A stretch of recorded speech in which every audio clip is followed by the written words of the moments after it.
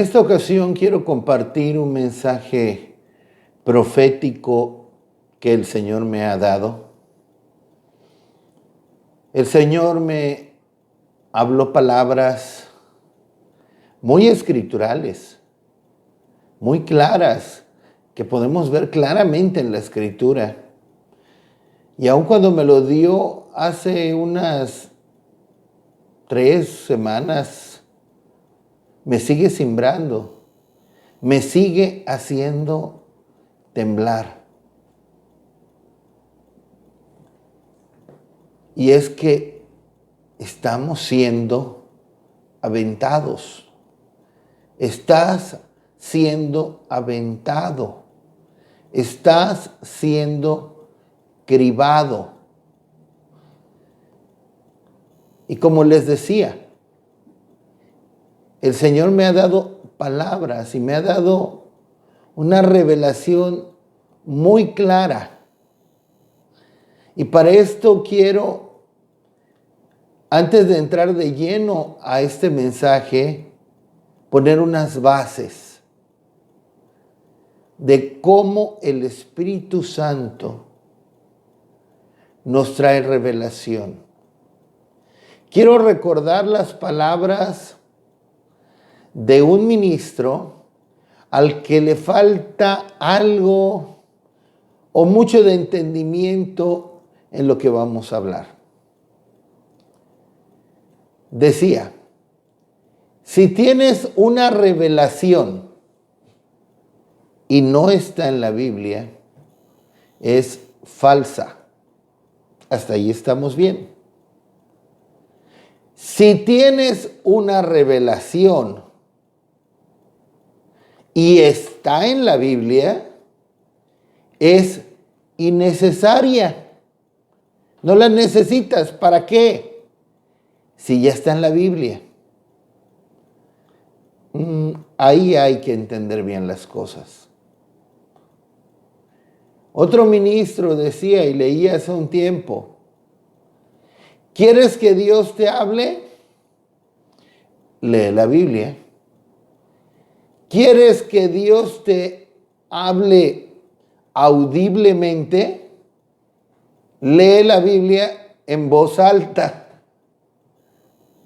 Y yo estoy de acuerdo. Claro, Dios nos habla por medio de su palabra. Dios nos habla por medio de la Biblia, la palabra escrita, las escrituras. Pero también Dios nos puede hablar de una manera directa y personal. Y aún por medio de la escritura, y no va a ser innecesaria. Permítanme explicar. Sí, Dios nos habla por medio de la escritura. Eso es radical, final. No hay discusión alguna eso. La Biblia definitivamente es nuestra regla de fe y de conducta. Y todo lo que esté fuera de la Biblia, de las Escrituras, de la palabra de Dios escrita, es incorrecto e inaceptable. Venga de quien venga.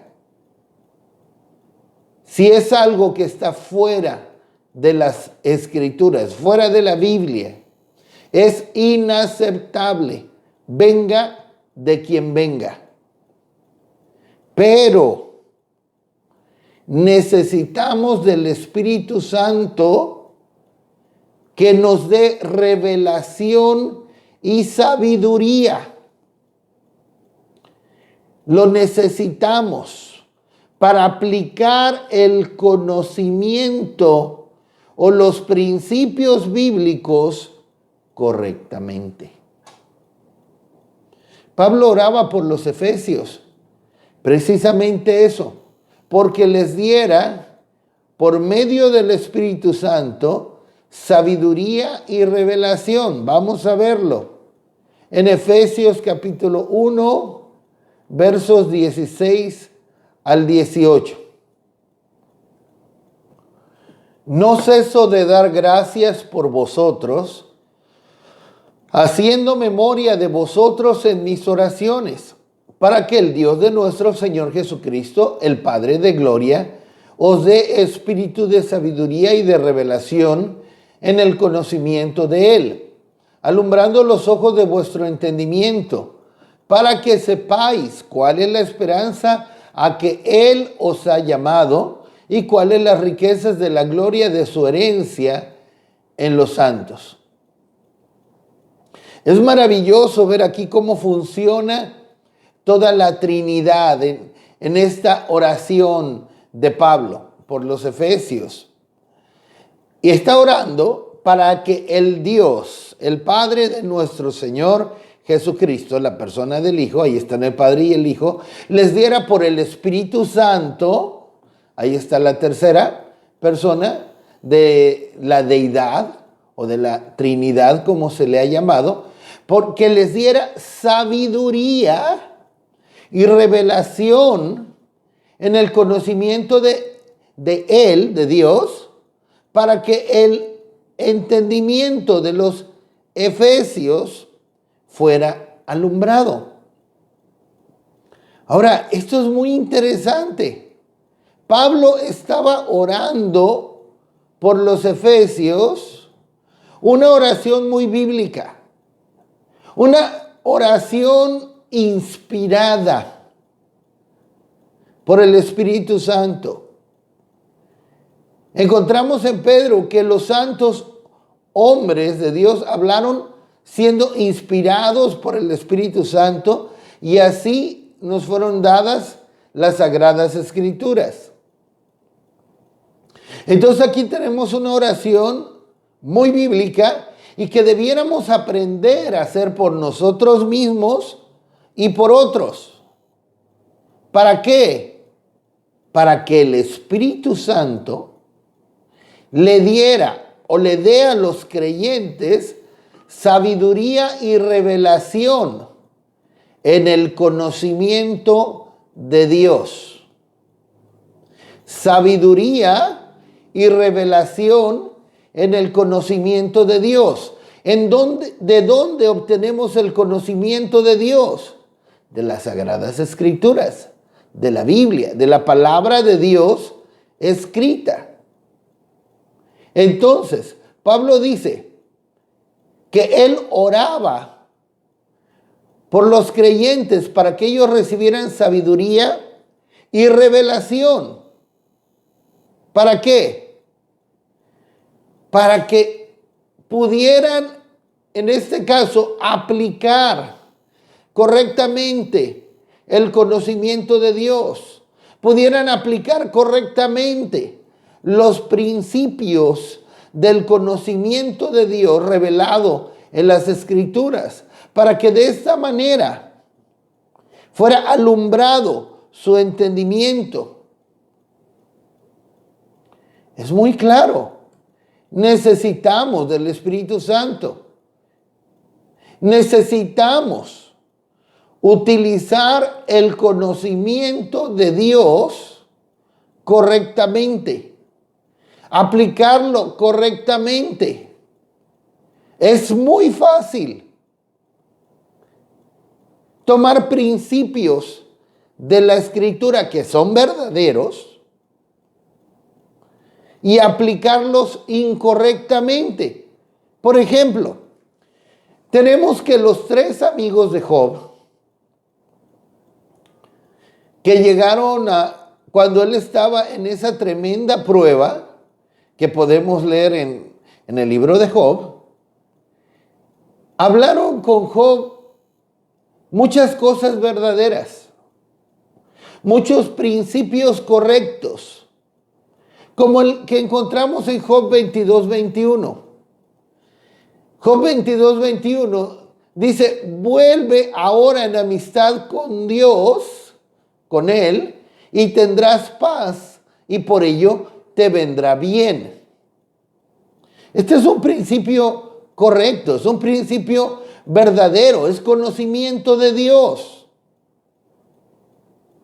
Este es un buen texto para aplicar en un mensaje evangelístico. Es una gran verdad. Si las personas se vuelven en amistad con Dios, si las personas se reconcilian con Dios, tendrán paz. Y por ello también les vendrá bien. Pero en este caso, los amigos de Job le decían: Job, tú estás sufriendo porque tú estás en enemistad con Dios. Necesitas reconciliarte con Dios. Tú estás en pecado. Tú te estás portando mal porque ¿a qué justo le va mal? Tú debes estar haciendo cosas muy malas. Tú estás sufriendo a causa de tus malas decisiones, a causa de tu pecado. Dios debe estar muy enojado contigo y debes volver en amistad con Dios para que tengas paz y te vaya bien.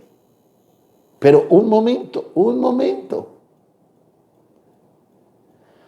Si leemos en Job capítulo 1, no vemos que Job estuviera enojado con Job, que Dios estuviera enojado con Job. Al contrario, Dios alaba a Job porque no había ningún otro hombre como él, temeroso, apartado del mal. Entonces Job estaba siendo probado, no estaba sufriendo por causa de su pecado, pero los amigos de Job tomaron principios correctos, principios de la Biblia, pero que no estaban aplicando correctamente. Y necesitamos del Espíritu Santo que nos dé revelación, que nos dé sabiduría precisamente para aplicar los principios de la palabra de Dios escrita correctamente. Vamos a confirmarlo. Recordemos, es el Espíritu Santo el que nos guía, como en Juan capítulo 16, versículo 13. Pero cuando venga el Espíritu de verdad, Él los guiará a toda la verdad, porque no hablará por su propia cuenta, sino que hablará todo lo que oyere y os hará saber las cosas que habrán de venir. El Espíritu Santo nos guía a toda la verdad. ¿Cuál verdad? ¿Dónde está la verdad? Bueno, Jesús orando al Padre en Juan 17, 17 dice: tu palabra es verdad. En el Salmo 119, 160 nos dice que la suma de la palabra de Dios es verdad. El Espíritu Santo nos guía conforme a la verdad de la palabra. Él nos guía en toda la verdad. Necesitamos de la revelación del Espíritu Santo para que la verdad de la palabra la podamos usar correctamente, la podamos aplicar correctamente. ¿Cuál principio de la Escritura utilizar en una situación dada? Para eso necesitamos al Espíritu Santo, dándonos revelación para aplicar correctamente el conocimiento, para aplicar correctamente la verdad de la palabra. Así que rechazar la revelación, recibir revelaciones, es rechazar al Espíritu Santo. Y decir, si una revelación tiene una base escritural, es innecesaria, no sirve. ¿Cómo?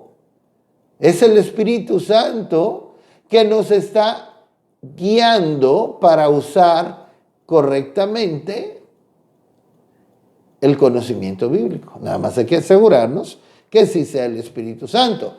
Pero miren, les voy a dar otro ejemplo. Por ejemplo, si leemos en Job capítulo 26, versos 4 al 5, en el verso 4 nos dice, nunca respondas al necio. Y no vamos lejos. En el verso 5 dice, responde al necio. ¿Cómo? Verso 4, nunca respondas al necio. Verso 5, responde al necio. Bueno, entonces, ¿le respondo o no le respondo? ¿Dónde? ¿Cómo vamos a saber? ¿Cómo vamos a entender cuándo responderle al necio y cuándo no responderle al necio? ¿Cuál principio ocupar? La homilética no nos va a enseñar cuál principio ocupar. La hermenéutica no nos va a enseñar qué principio ocupar en una situación dada en la vida diaria. Pero el Espíritu Santo sí. Nos guía conforme a la verdad de la palabra. En 1 Corintios 11:16, Pablo nos dice, si alguno quiere ser contencioso, nosotros no tenemos tal costumbre ni las iglesias de Dios. En cambio, Judas nos dice, me parece es Judas 1:4, que contendamos ardientemente por la fe que ha sido dada una vez a los santos. Bueno, entonces, ¿contendemos o no contendemos? ¿Cuál principio utilizo? ¿El de Pablo en 1 Corintios 11:16 o el de Judas en Judas 1:4? ¿Cuál principio?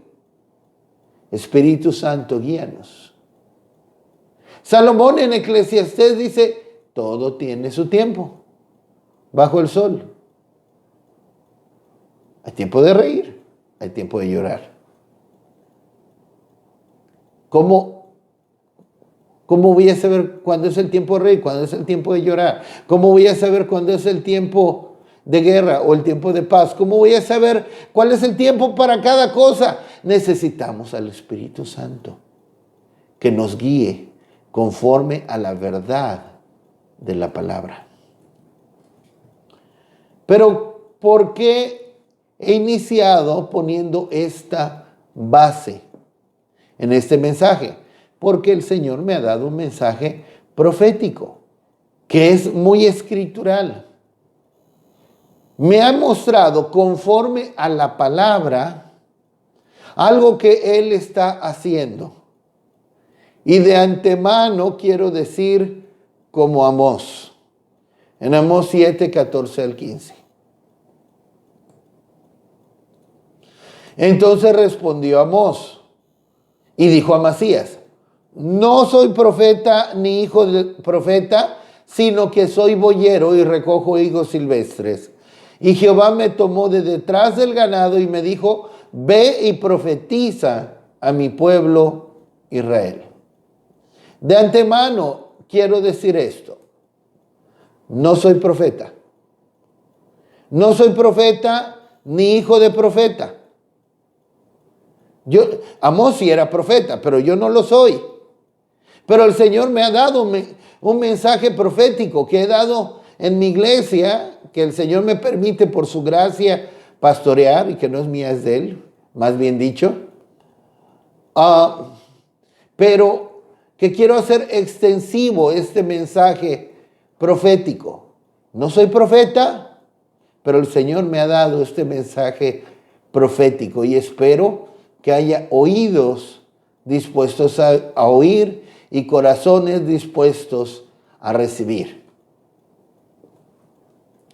Ahora, esto no es de extrañarse. Estamos viviendo tiempos de crisis, tiempos de gran incertidumbre, tiempos difíciles realmente en todo el mundo. Y no es de extrañarse que Dios pueda mostrar a sus siervos. Como digo, no soy profeta. No niego yo que haya profetas y apóstoles, no tantos como dicen haber, no tantos como se dicen llamar. De hecho, Dios alaba a una iglesia en Apocalipsis porque probó a los que se decían ser apóstoles y no lo eran. No eran tan simples para aceptar como apóstol a todo aquel que se llamara apóstol. Pero sigue habiendo apóstoles, sigue habiendo profetas. Dice la Escritura que los habría hasta que todos llegáramos a la unidad de la fe y al conocimiento del Hijo de Dios, a un varón perfecto. Y como no hemos llegado, todavía los necesitamos. Pero, reitero, yo no lo soy. Amós 3:7. Porque no hará nada Jehová el Señor sin que revele su secreto a sus siervos, los profetas. Amén. Entonces no es de extrañarse. No es de extrañarse que el Señor revele a sus siervos lo que Él está haciendo. No es de extrañarse. Así que entrando más de lleno en nuestro mensaje, después de poner esta base, porque es más que una introducción, es una base para este mensaje, tenemos, miren, anteriormente, el Señor ya me había dado una palabra,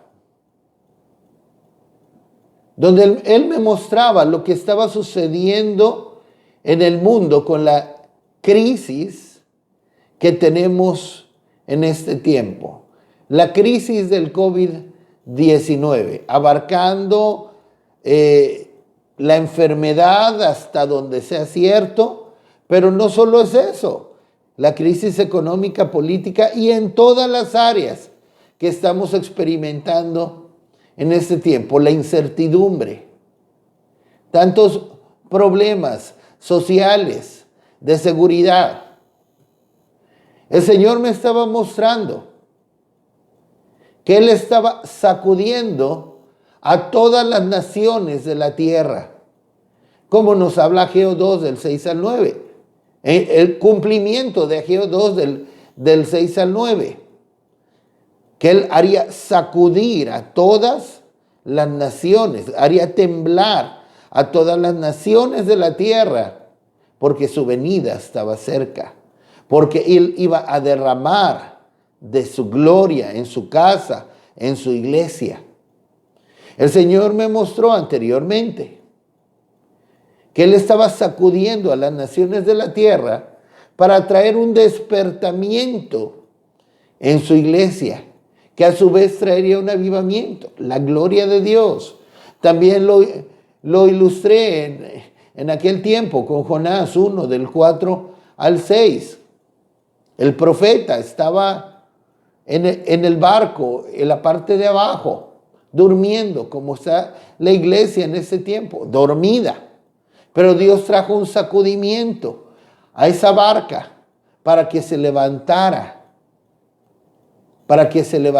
el profeta, el siervo de Dios, e hiciera lo que tenía que hacer, orara, clamara a Dios. Bueno, esto fue una palabra que el Señor me dio hace unos meses y sigue siendo así. Pero debemos recordar una cosa: los planes de Dios son tan perfectos, los planes de Dios son tan completos, son tan sabios, que con un solo movimiento que Dios haga en el tablero, Él cumple muchos propósitos a la vez. Y recientemente, en julio de este año, en julio de 2020, el Señor me habló hace unas semanas y me decía: mi iglesia está siendo aventada. Mi iglesia está siendo cribada. La segunda parte de esta palabra que el Señor me dio, se las digo en un momento, más adelante en el mensaje. Entonces, fue una palabra que me cimbró. Fue una palabra que me puso a temblar. Mi iglesia está siendo aventada. Mi iglesia está siendo cribada. Y no pude entenderlo del todo, lo que había detrás de ese mensaje del Señor. Así que me puse a investigar. Me puse a investigar en la palabra. Y sí, toda revelación, toda palabra que uno reciba, uno tiene que ir a la palabra para corroborarlo en la palabra. Entonces eso hice. Y quiero explicarles qué es eso de ser aventados y cribados. La Biblia nos habla frecuentemente de esto. En Mateo capítulo 3, verso 12, un verso al que vamos a estar regresando. Su aventador está en su mano y limpiará su era y recogerá su trigo en el granero y quemará la paja en fuego que nunca se apagará. Su aventador está en su mano. Aquí está hablando Juan el Bautista, de quien Jesús mismo dijo, no se ha levantado profeta como él. Está hablando proféticamente. Algo que el Señor me mostraba se está cumpliendo en este tiempo, porque su iglesia está siendo aventada, está siendo cribada. Su aventador está en su mano. ¿En su mano de quién? En la mano del Señor. Y limpiará su era y recogerá su trigo en el granero y quemará la paja en fuego que nunca se apagará. Es algo que el Señor mismo va a hacer.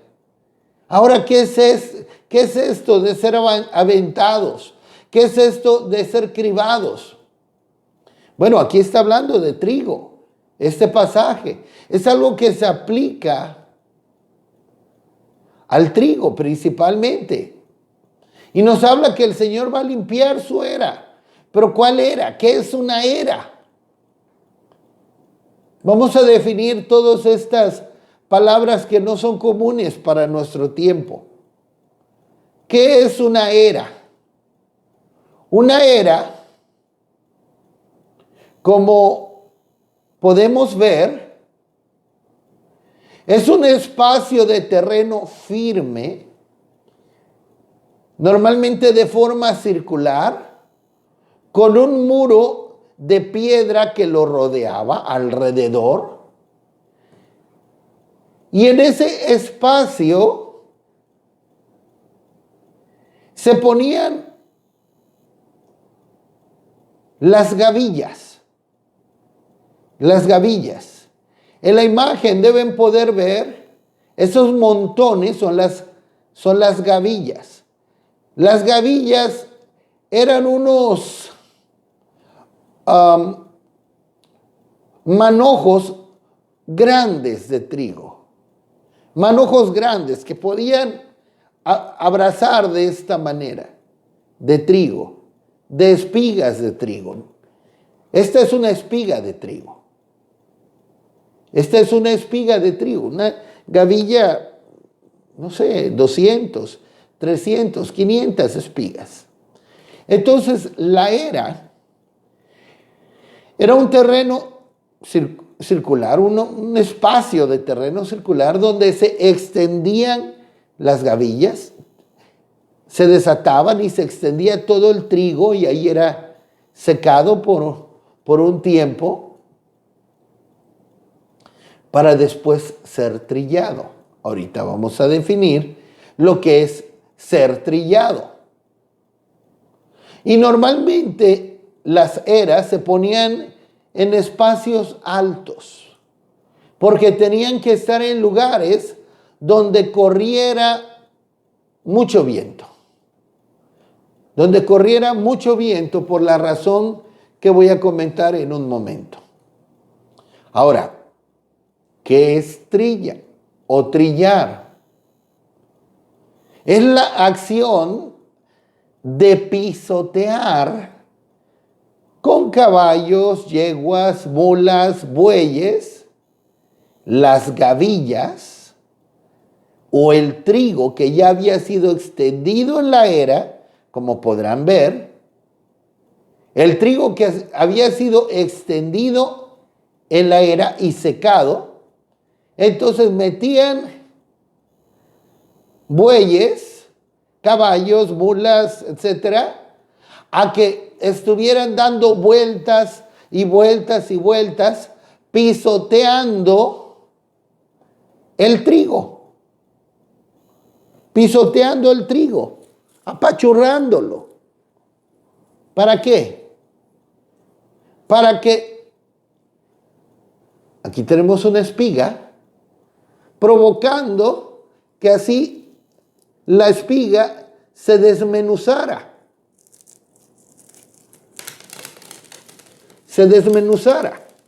Al ser pisada.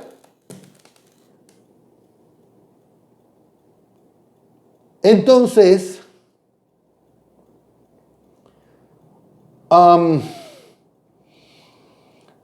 se desmenuzaba, se despedazaba y así se separaba el grano de trigo de la paja. Por ejemplo, tal vez no se vea tan claramente, pero aquí tenemos un grano de trigo. De hecho, aquí ahora que hice este despedazadero, tengo muchos granos de trigo. Pero eso era precisamente para despedazar la cabeza de la espiga y se separaran los granos de la paja. En otro tiempo se utilizaba, en vez de caballos, un instrumento que se llamaba mayal. El mayal es el abuelito de los chacos. Los chacos es un arma que usan en las artes marciales, pero el mayal se utilizaba no para golpear gente, sino para golpear el trigo. Normalmente, y podrán ver una imagen ahí, el mayal tenía un palo más largo y un palo más corto. El palo más largo servía de agarradera y con el palo más corto golpeaban el trigo cuando era una menor cantidad y le daban de mayalazos. Y así cumplían el mismo propósito de trillar. Trillar, recuerden, era precisamente pisotear las espigas, pisotear el trigo para separar el trigo de la paja. Muy bien. Continuando. Así que después que el trigo era trillado, ¿en dónde? En la era. Ya vimos una imagen de animales en la era pisoteando el trigo. Después que el trigo era trillado en la era, se usaba un aventador. Que podía ser una paja o un aventador en forma como de trinche.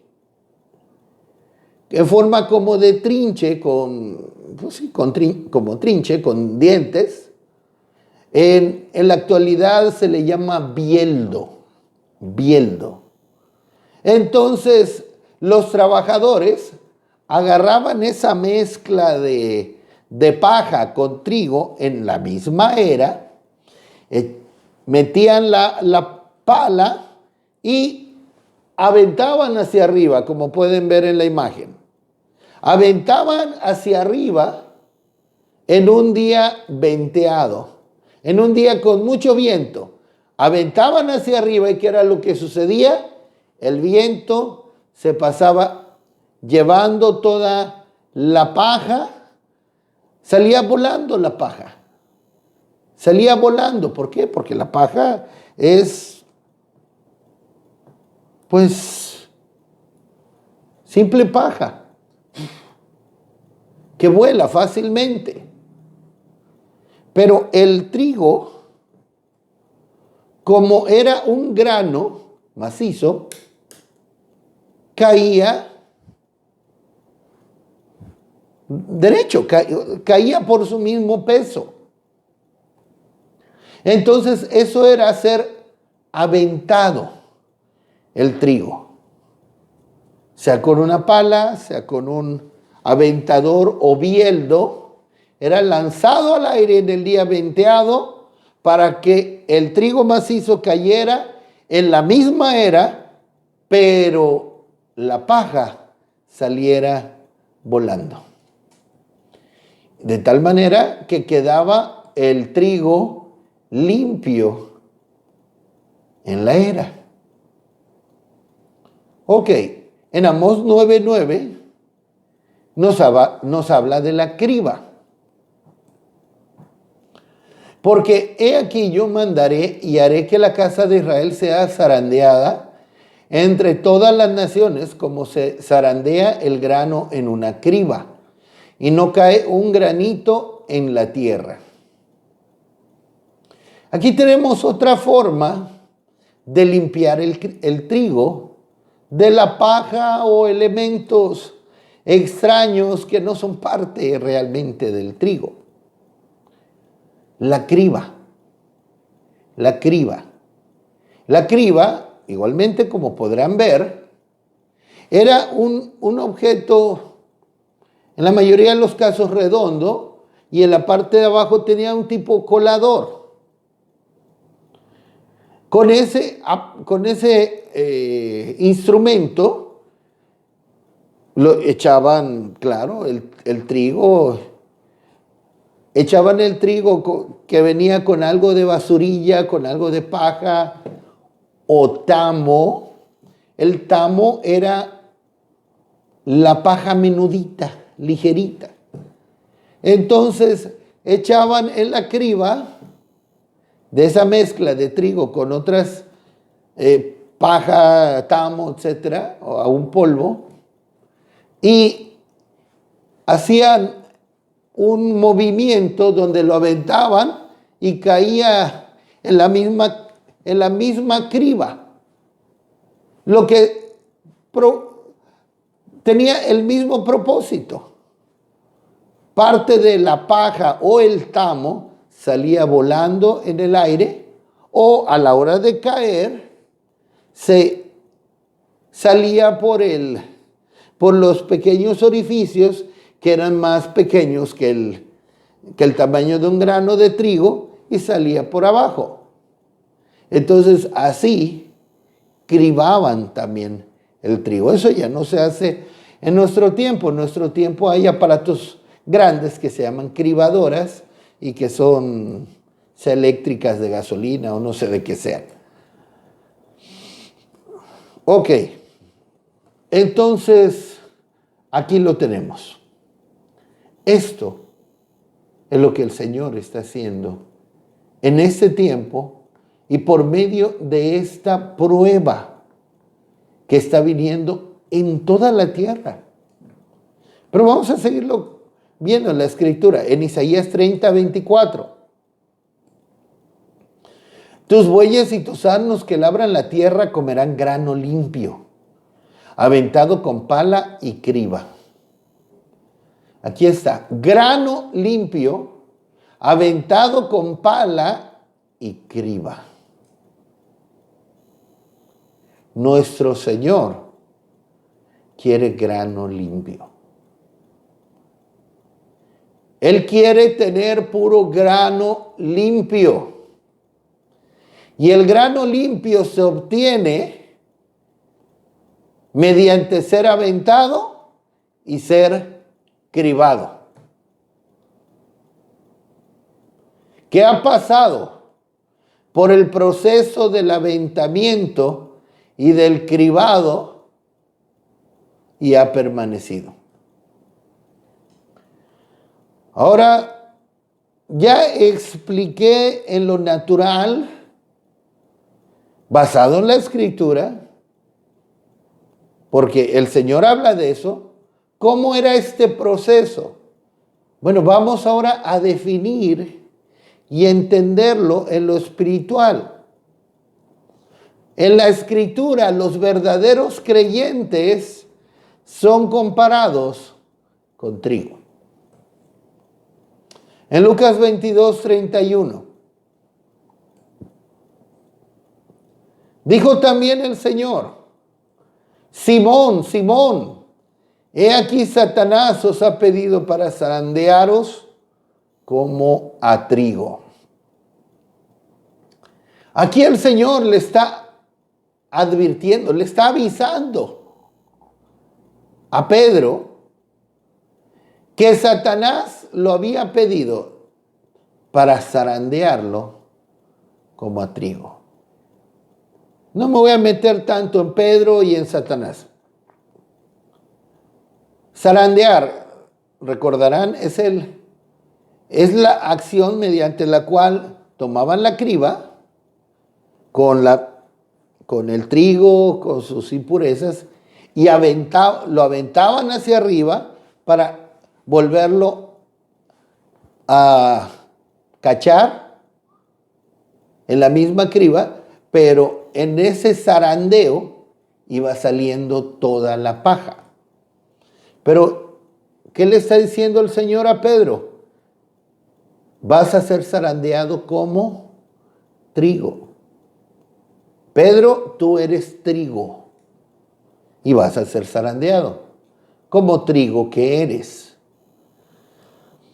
Igualmente lo podemos ver en la parábola del trigo y la cizaña.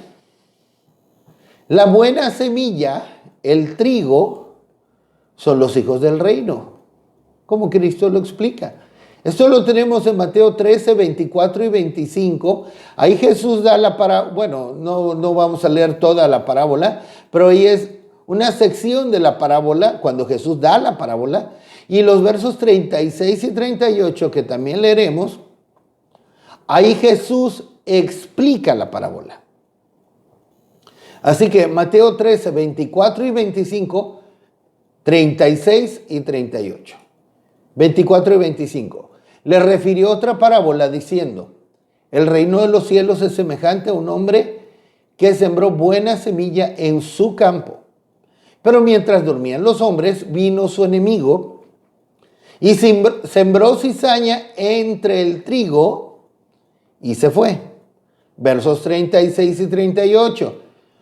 Entonces, despedida la gente, entró Jesús en la casa y acercándose a él, sus discípulos le dijeron: explícanos la parábola de la cizaña del campo. Respondiendo él les dijo: el que siembra la buena semilla es el Hijo del Hombre. El campo es el mundo. La buena semilla son los hijos del reino y la cizaña son los hijos del malo.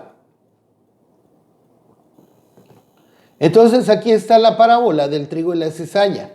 Y dice Jesús: el campo donde es sembrado el trigo es el mundo. El campo, no la era. El campo es el mundo. Y dice: la buena semilla, no la espiga. No la espiga. La buena semilla. La buena semilla, el trigo, la semilla del trigo, no la espiga completa. La buena semilla. El trigo limpio. La buena semilla, el producto sin paja. son los hijos del reino, los verdaderos creyentes. Los verdaderos creyentes. El trigo limpio, la buena semilla. Volvamos a Mateo 3:12. Su aventador está en su mano y limpiará su era. Y recogerá su trigo en el granero y quemará la paja en el fuego que nunca se apagará. Vamos a definir algo más en este pasaje. Su aventador está en su mano del Señor y limpiará su era. Ya vimos que es una era. No el campo, la era. La era donde es llevado el trigo. Donde es limpiado. ¿Por qué limpiará su era? ¿De qué la va a limpiar? De la paja. Del tamo, que es la paja menudita, pequeñita. Limpiará su era y recogerá su trigo en el granero y quemará la paja en fuego que nunca se apagará. El Señor está diciendo que Él aventaría el producto de las espigas del trigo. O sea, aventaría las espigas que ya han sido trilladas, trituradas, quebradas. Aventaría todo eso que están en la era ahí, todo ese trigo con paja, toda esa revoltura. La aventaría de su era para limpiar su era, para que saliera toda la paja. ¿De qué nos hablaría la era? Piénsalo por un momento. El campo es el mundo, entonces la era, donde es llevado el trigo, limpiado el trigo, para después ser llevada al granero. La era es la iglesia. Es la iglesia. Entonces, el Señor quiere su era limpia.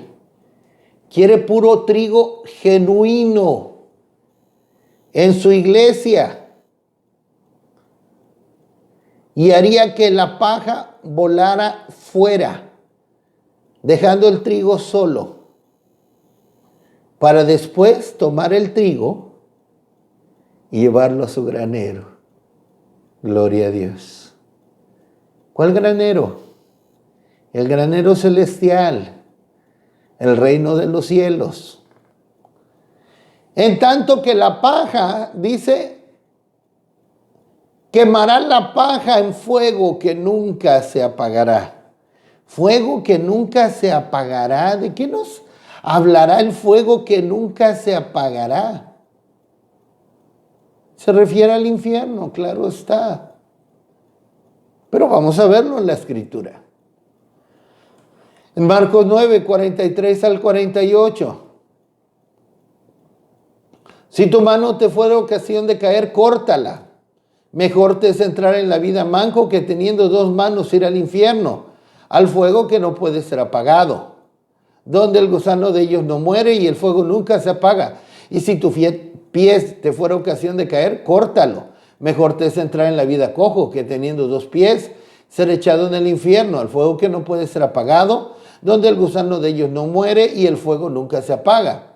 Y si tu ojo te fuera ocasión de caer, sácalo. Mejor te es entrar en el reino de Dios con un ojo, que teniendo dos ojos ser echado al infierno, donde el fuego de ellos gusano de ellos no muere y el fuego nunca se apaga.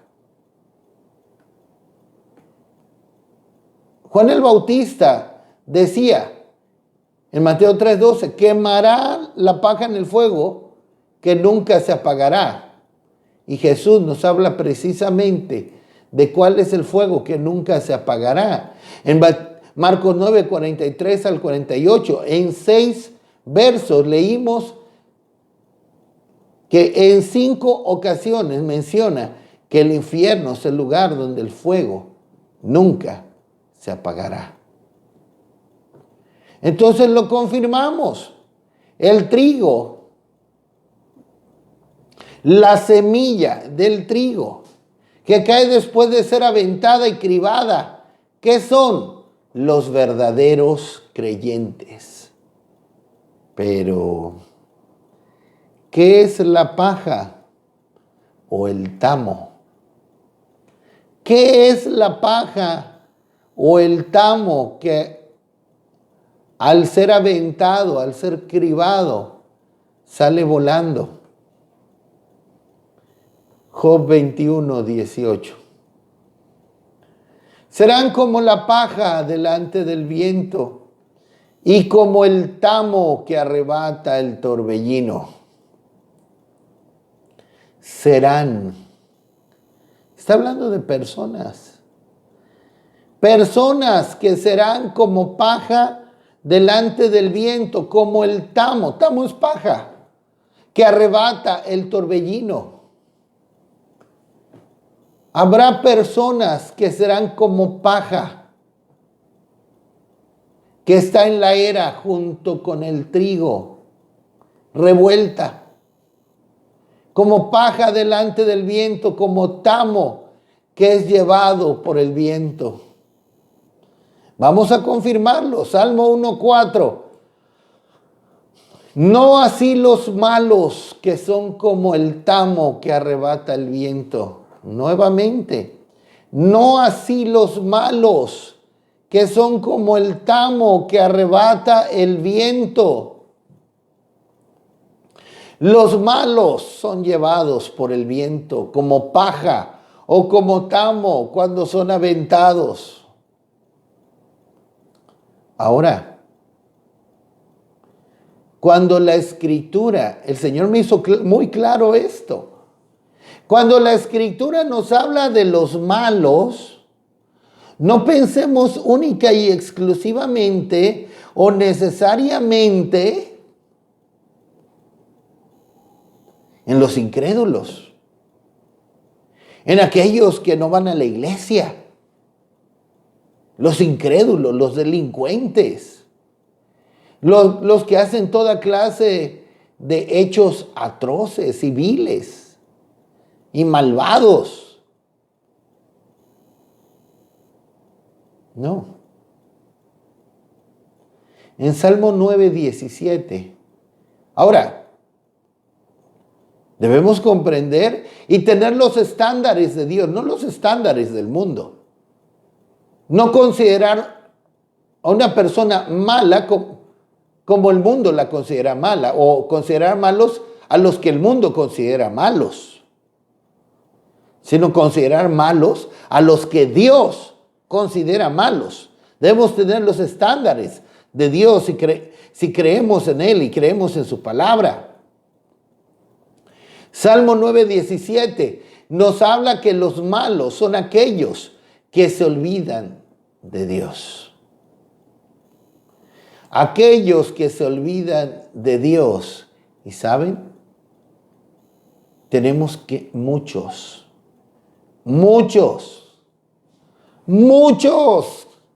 creyentes, miembros de iglesias, Dios me lo decía claramente. Y me decía, Marco, son muchos los que van a las iglesias que se olvidan de mí. Tal vez se acuerdan de vez en cuando los domingos, cuando no tienen otra cosa que hacer. Porque muchos por cualquier compromiso, pues no van. El Señor me decía, son muchos. Los que si acaso se acuerdan de mí en domingo, pero cuando están en su trabajo se olvidan de mí. Cuando están en su escuela se olvidan de mí. Cuando están con su familia se olvidan de mí. Cuando están en su casa se olvidan de mí. Cuando están en el internet se olvidan de mí. Se olvidan de mí que son cristianos, entre comillas. Se les olvida. Y son malos, son tamo. Wow. Esa palabra me cimbró. Jeremías 13:24. Por tanto, yo los esparciré al viento del desierto, como tamo que pasa. Es el Señor mismo quien está aventando, quien está cribando, quien se está encargando de que el tamo vuele, que el tamo pase, que el tamo sea esparcido por el viento, mientras el trigo cae y permanece en su era, puro, trigo limpio, como ya leímos en Isaías 30:24. ¿Y qué sucederá? Lo que ya leímos en Mateo 3:12. La paja será quemada. La paja.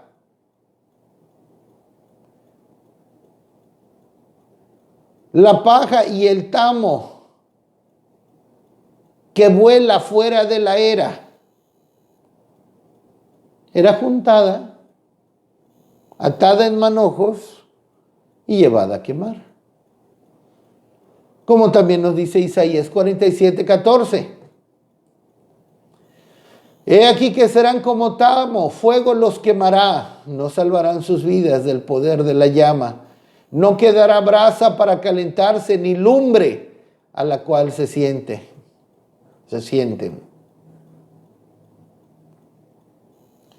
Quizá ya captaste el mensaje del Señor, lo que me habló, lo que el Señor me permitió visualizar y aún me ha hecho temblar. Y dicho de una manera más completa, les dije que lo iba a decir más completo más adelante en el mensaje. El Señor me dijo, mi iglesia está siendo aventada, está siendo cribada y muchos no volverán. Muchos miembros no volverán a sus iglesias. Muchos pastores no volverán a pastorear. Y aún habrá iglesias que ya no reabrirán. ¿Por qué? Porque esos miembros, esos ministros, aún esas iglesias, eran paja.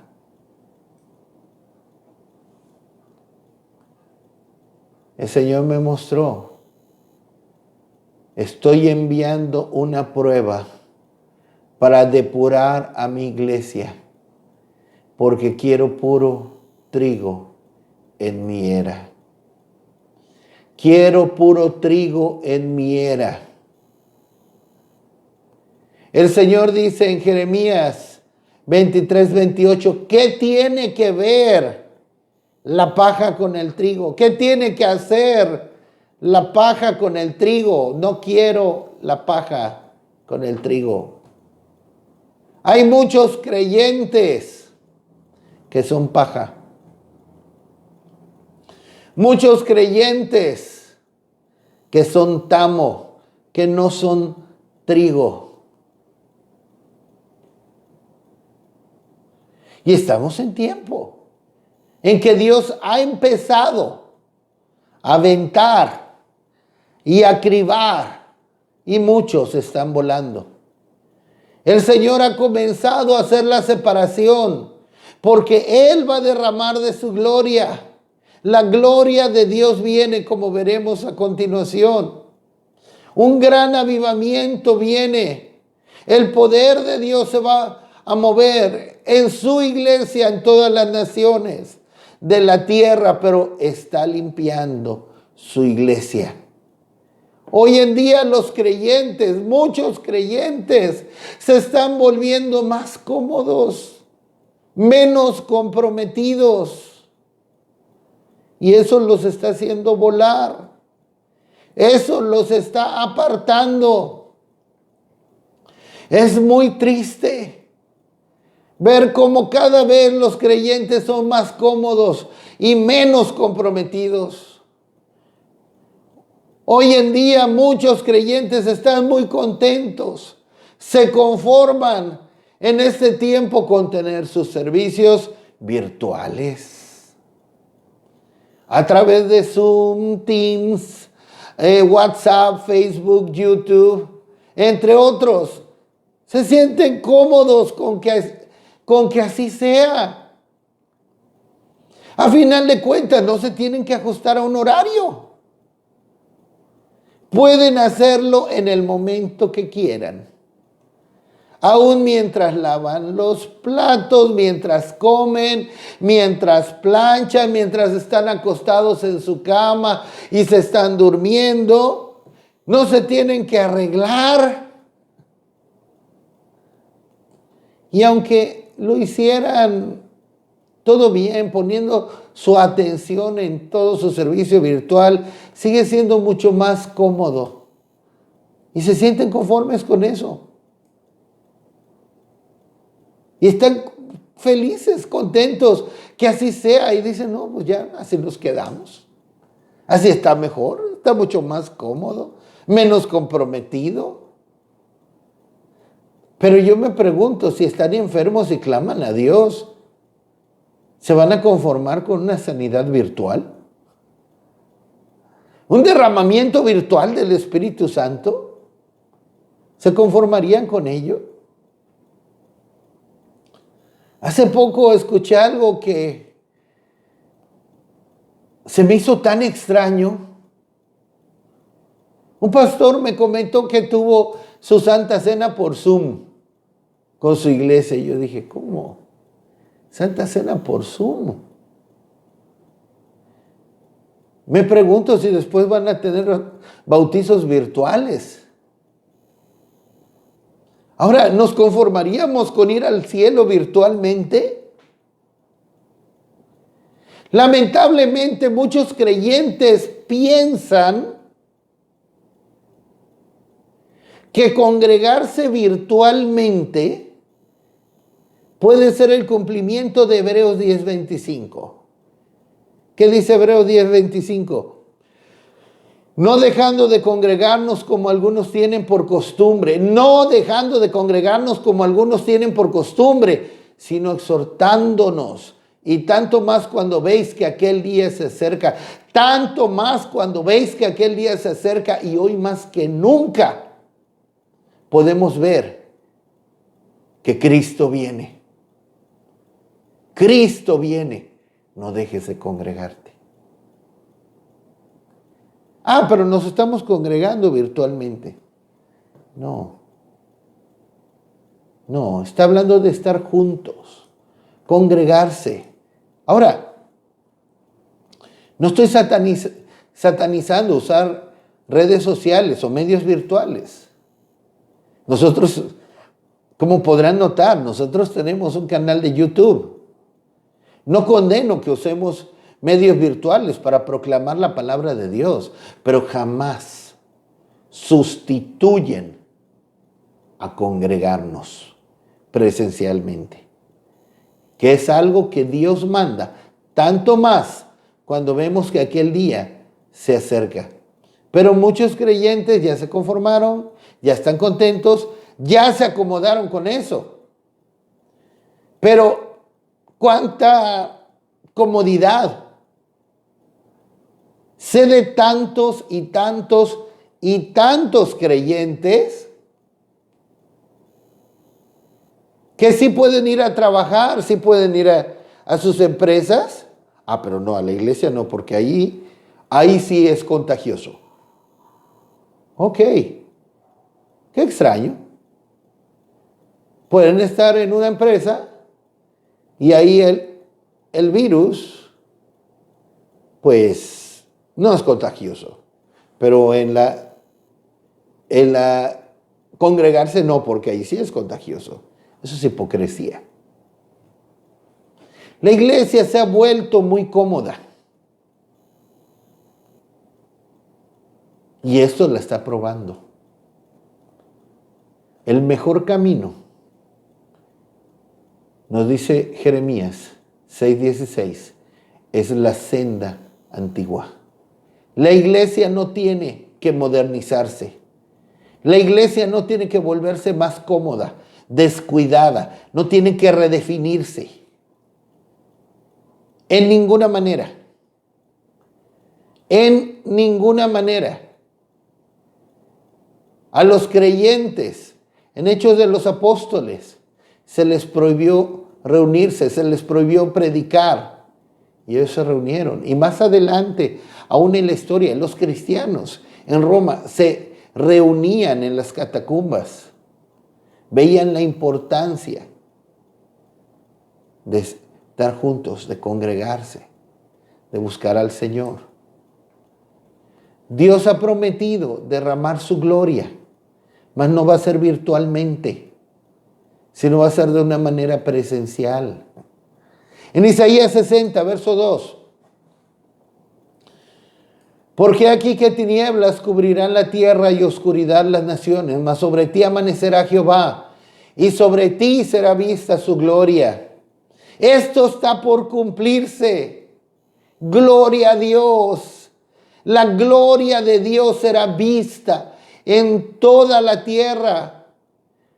Entre tanto que está llegando la hora más oscura sobre la tierra, tinieblas más densas,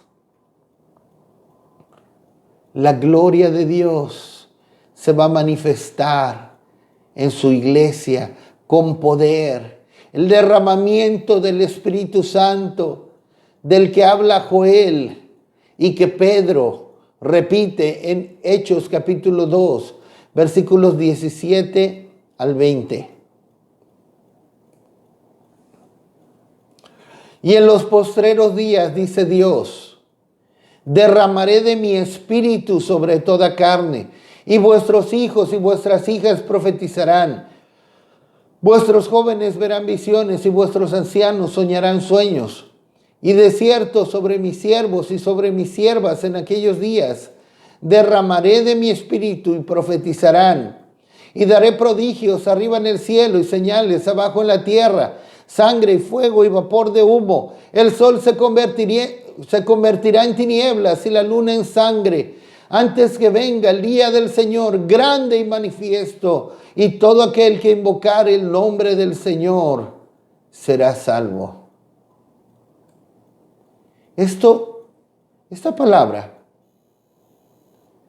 que Pedro tomó de Joel, de las palabras del profeta Joel, en Joel capítulo 2, esta palabra se cumplió parcialmente y en cierta medida al inicio de la iglesia del Señor. Se cumplió de una manera parcial porque no se cumplió del todo. Y en cierta medida en Hechos de los Apóstoles. Pero nuestro tiempo tendrá su mayor cumplimiento, un cumplimiento más profundo y un cumplimiento más intenso. Y por cierto, en Hechos capítulo 1, Jesús, ¿qué le dijo a sus discípulos? Les mandó que se quedaran allí, congregados, en Jerusalén, y que esperaran allí todos, unánimes, juntos, hasta que recibieran la bendición, la revelación, perdón, la bendición, la unción del Espíritu Santo. Y así hicieron. Se quedaron allí unánimes, juntos, presencialmente. Como podemos ver en Hechos 1:4, es cuando Jesús se los manda que se quedaran en Jerusalén congregados. Hechos 1:4 y verso 14. Y en Hechos 2:1 vemos cuando llega el Espíritu Santo, estaban todos unánimes juntos. Esto se cumplirá de una manera, como decía, más profunda, más completa e intensa en nuestro tiempo. Pero es necesario que estemos juntos, que estemos juntos. Quizá hubo muchos, bueno, no quizá, hubo muchos, como voy a comentar a continuación, que se fueron y dijeron, yo puedo orar en mi casa. Y al menos se perdieron en ese momento. En Hechos capítulo 2, verso 1. Pero, ¿qué sucedió? Justo antes que fuera derramada la gloria de Dios, el Espíritu Santo en Hechos de los Apóstoles, la iglesia tuvo que ser limpiada. La iglesia tuvo que ser depurada. Tenía que salir toda la paja, como Judas. Judas no podía estar allí. Judas era una paja que tenía que salir, una paja que estaba entre el trigo. Y tenemos que al principio podían ser 500, al menos 500 fueron los que escucharon, los que recibieron, que esperaran la promesa del Padre y que pudieron estar allí iniciando la espera del Espíritu Santo, como nos habla 1 Corintios 15:6. Jesús apareció 500 hermanos. Y ese era su mensaje. Esperen la promesa del Padre. Pero fueron 10 días. Fueron 10 días de la ascensión de Jesús al derramamiento del Espíritu Santo. Fueron 10 días. Esto lo podemos ver sabiendo que el Espíritu Santo vino en el día de Pentecostés, viendo los días de las fiestas de Jehová en derredor de estos eventos. Fueron 10 días y en 10 días hubo bajas. Hubo bajas, como les decía. Tal vez algunos dijeron, yo me voy a orar a mi casa. También en mi casa puedo orar. Finalmente, solo quedaron 120. Mucha paja salió volando. Los poco comprometidos. Los que dijeron, ya tengo 2 días, ya tengo 3 días. Tengo cosas que hacer. Tengo otros compromisos también. Tengo otros compromisos más importantes. Se fueron. Conforme iban pasando los días, se iban unos, se iban otros, se iban otros. Finalmente quedaron solo 120. 120 trigos genuinos. Y sobre ellos fue derramada la gloria de Dios. Podemos encontrar que eran 120 en Hechos 1:15. En este tiempo, Dios está aventando y cribando a su iglesia para que la paja, para que el tamo salga y quede el trigo puro. Él quiere el trigo puro en su era, los genuinos sobre los cuales Él va a derramar la gloria, su gloria, la gloria del Espíritu Santo. Y entonces también va a venir una gran cosecha de almas y muchos serán alcanzados para gloria de Dios. Pero ya para terminar, el asunto importante aquí y ahora, ¿eres paja o eres trigo? ¿Eres paja o eres trigo? Esto debiera ser algo que nos haga temblar. Esto es muy serio. Estamos en un tiempo en que lamentablemente la iglesia de Cristo ya no tiembla ante la palabra del Señor. Mucho mensaje en la iglesia de Cristo es de prosperidad, es de pura felicidad y muy poco compromiso. Lo que Dios te da, lo que Dios te da, lo que Dios te da. Y tú le puedes exigir a Dios y tú puedes decretar y puedes cancelar y puedes obtener y puedes obtener. Pero Dios nos dejó su palabra y su mensaje para que temblemos ante su mensaje. Como nos habla Isaías 66:2. Mi mano hizo todas estas cosas y así todas estas cosas fueron, dice Jehová.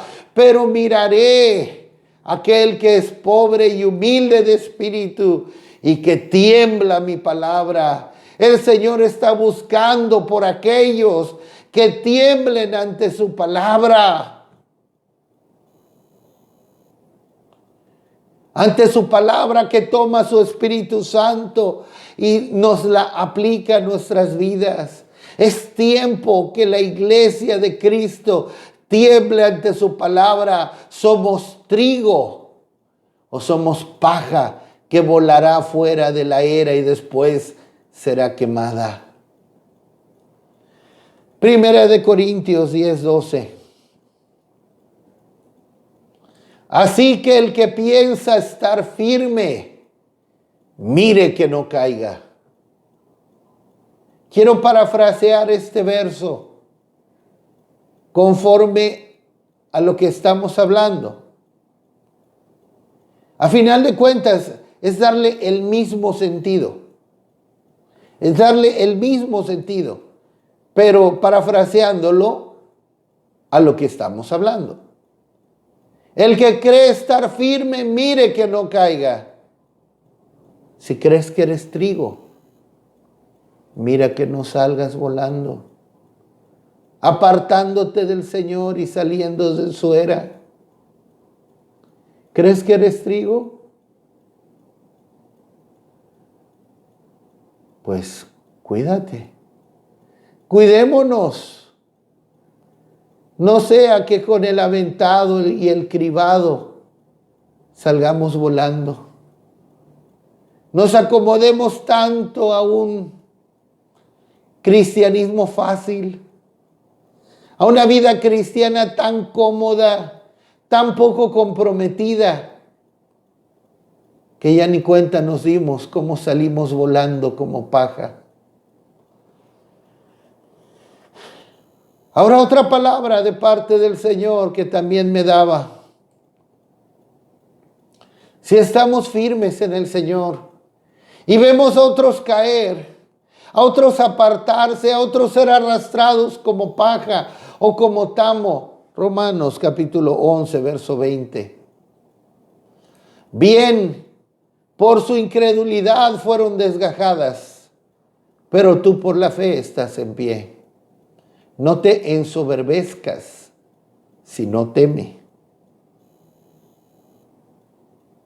Si nosotros vemos a muchos apartarse, Si vemos a otros apartarse,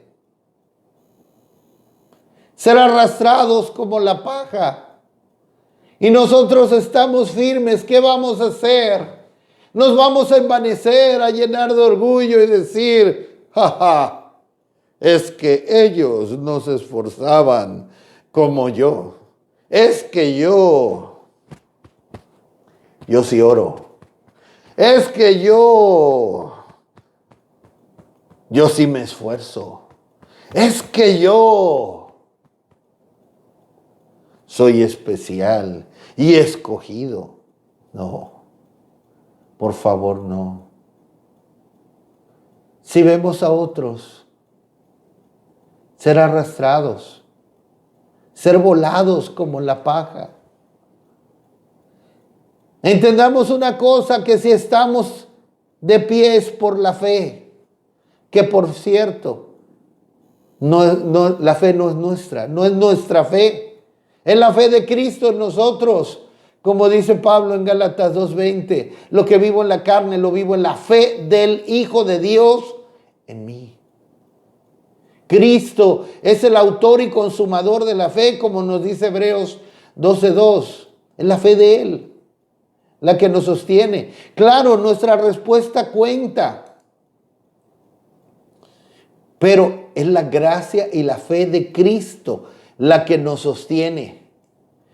No debemos envanecernos, no debemos ensoberbecernos en ninguna manera, sino más bien ser temerosos y perseverar. Ser temerosos. Precisamente cuando Jesús estaba hablando de las plagas que vendrían en los tiempos finales, ahí fue que dijo las palabras de Mateo 24:13.